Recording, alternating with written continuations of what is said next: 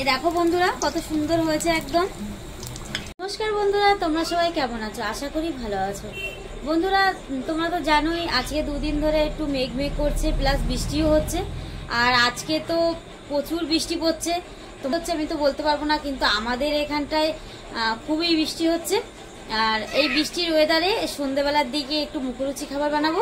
আজ বানাবো আমি স্যান্ডউইচ এবং চপ।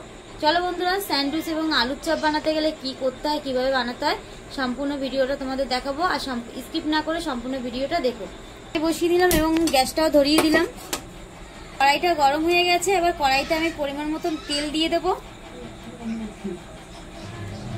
বন্ধুরা আমি আগে থাকতে আলু সেদ্ধ করে নিয়েছিলাম, তাও আবার ছোলা শুদ্ধ, কারণ চপ বানাতে গেলে ছোলা শুদ্ধ আলু না হলে ভালো লাগে না।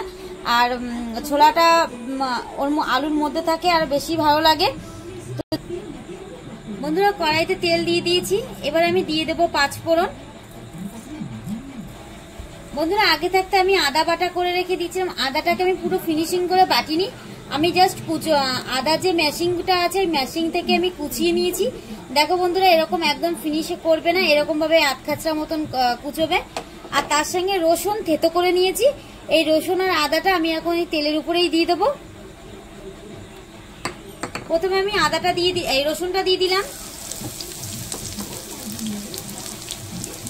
তারপর বন্ধুরা আমি আদাটাকে দিলাম। বন্ধুরা ওর মধ্যে একটু লঙ্কার গুঁড়ো অ্যাড করে দিলাম। আর তোমরা তো জানোই আলুর চপে লঙ্কার গুঁড়ো না হলে আর আলুটা একটু ঝাল ঝাল না হলে ভালো লাগে না, তাই আমি একটু আলুর চপে লঙ্কার গুঁড়োটা একটু বেশি করেই দিলাম। তোমরা চাইলে পরিমাণ মতন কম দিতে পারো। আর তার সঙ্গে আমি বন্ধুরা দিয়ে দিলাম হলুদ। গ্যাসটাকে লো ফ্লেমে দিয়ে আমি এর সঙ্গে একটু জিরের গুঁড়ো অ্যাড করে দিলাম। এবার আমি ভালো করে নাড়িয়ে নেব।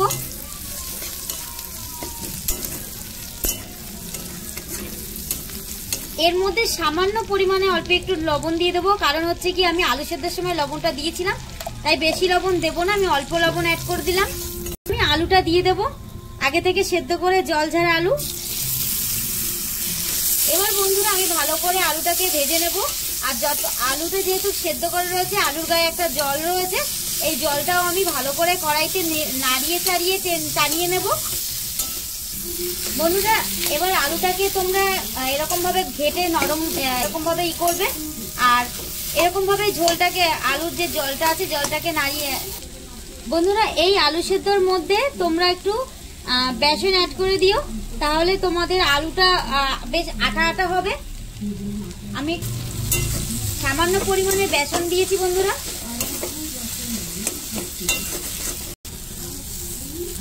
এ দেখো বন্ধুরা আলুটা কত সুন্দর গোল গোল হয়ে যাচ্ছে একদম, মানে এখন আর কড়াইতে লেগে যাচ্ছে না, তার মানে বোঝো আলুটা প্রায় রেডি হয়ে গেছে। বন্ধুরা নামানোর আগে আমি অল্প একটু চিনি দিয়ে দেবো, একটু গরম মশলা। দেখো আমার পুরটা হয়ে গেছে, আমি এবার তুলে নেব। আমি এই যে বেসন নিয়ে নিয়েছি, আর যেহেতু বেসনটা আমি দোকান থেকে নিয়ে এসেছি, তার জন্য হচ্ছে কি আমি বেসনটাকে একটু ছাঁকনি দিয়ে ছেঁকে নিয়েছি। এবার বন্ধুরা আমি দিয়ে দেবো এর মধ্যে একটু খাবার সোডা। এটা খুব সামান্য 1 চিমটি মতন খাবার সোডা নিয়েছি, এটা আমি দিয়ে দেবো এর মধ্যে। তারপর দেবো বন্ধুরা একটু কালো জিরে, কারণ কালো জিরেটা স্মেলটা গন্ধটা খুব সুন্দর আসবে, যার কারণে একটু কালো জিরে দিয়ে দেবো এর মধ্যে। এবার দিয়ে দেবো বন্ধুরা একটু স্বাদ মতো নুন। বন্ধুরা আর একটু দিয়ে দেবো কামধেনুর রং, এই যে দেখতেই পাচ্ছ তোমরা, সামান্য পরিমাণে একটু কামধেনুর রং দিয়ে দেবো।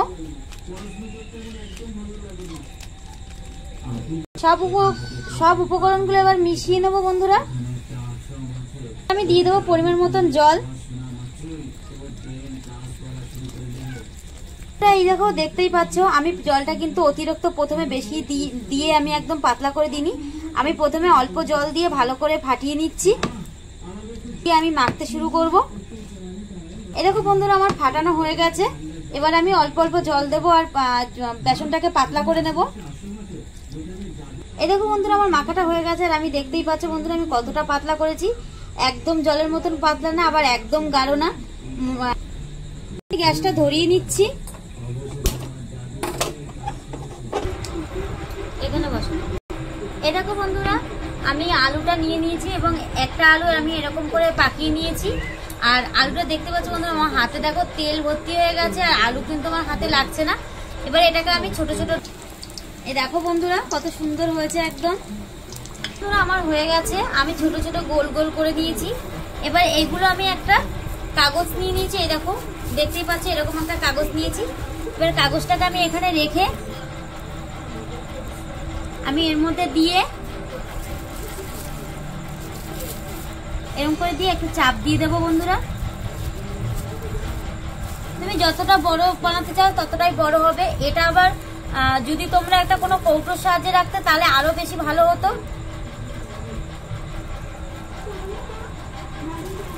বানিয়ে নিয়ে দেখাচ্ছি তোমাদের। এই দেখো বন্ধুরা আর একটা হয়ে গেছে। বন্ধুরা আমার আলুর চপ করার জন্য আমি আলুর পুরগুলো গোল গোল করে নিয়েছি। এবার আমি স্যান্ডউইচ করবো। স্যান্ডউইচটার মধ্যে আমি আলুগুলো ভালো করে পুরটা লাগিয়ে নেব। বন্ধুরা আমি আলুগুলোকে এরকম ভাবে লাগিয়ে দিচ্ছি।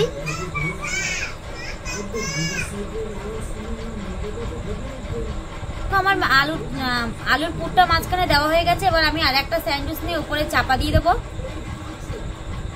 এই দেখো বন্ধুরা আমি এরকম ভাবে আরো কটা বানিয়ে নিয়ে তোমাদের দেখাচ্ছি।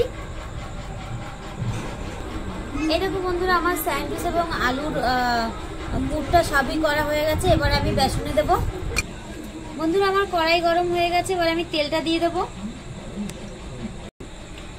বন্ধুরা আমার তেলটা গরম হয়ে গেছে, এবার আমি এক এক করে আলুর চপগুলো দিয়ে দেব।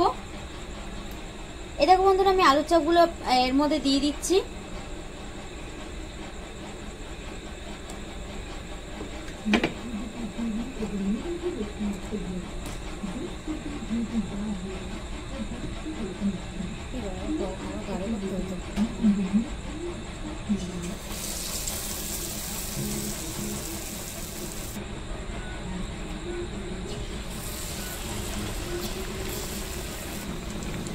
এরকম বন্ধুরা আমার আলুর চপ আমি বসিয়ে দিয়েছি, আর আলুর চপটা দেখো কিরকম হয়েছে।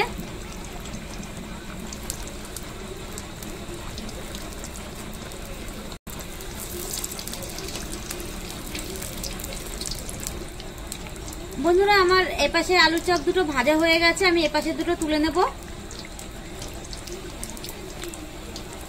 এই দেখো বন্ধুরা কত সুন্দর হয়েছে একদম, আর হেবি সুন্দর মচমচে হয়েছে।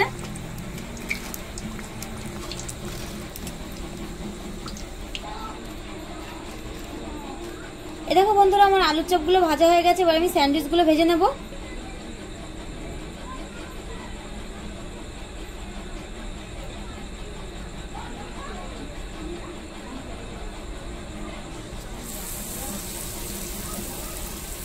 বন্ধুরা কত সুন্দর স্যান্ডউইচটা ভাজা হয়েছে। বন্ধুরা আমি স্যান্ডউইচটা তুলে নিচ্ছি। দেখো বন্ধুরা কত সুন্দর হয়েছে একদম স্যান্ডউইচটা।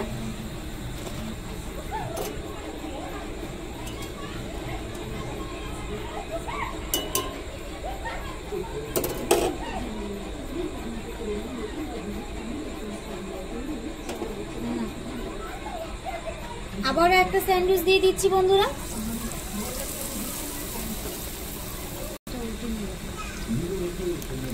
এই দেখো বন্ধুরা আমার আলুর চপ এবং স্যান্ডউইচ দুটোই রেডি হয়ে গেছে। চলো বন্ধুরা এবার ঘরে যাই। এই দেখো বন্ধুরা আমার আলুর চপ এবং স্যান্ডউইচ দুটোই রেডি হয়ে গেছে।